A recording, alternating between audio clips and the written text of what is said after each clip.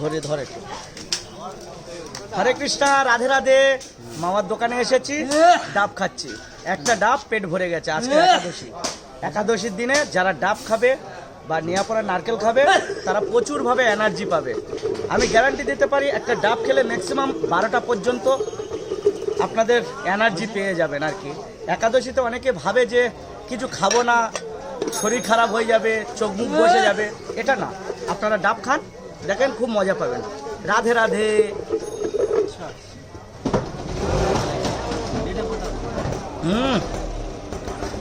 এত ডাব খেয়ে শেষ করতে পারছি না, ডাবের মধ্যে এত জল খেয়ে শেষ করতে পারছি না।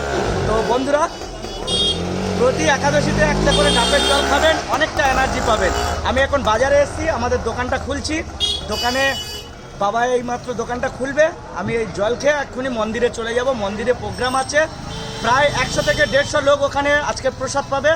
আপনারা যারা একাদশী করেছেন ঘোড়াদল এলাকার মধ্যে, আপনারা মন্দিরে চলে আসেন। রাধে রাধে, হরে কৃষ্ণা, হরি বল। চল।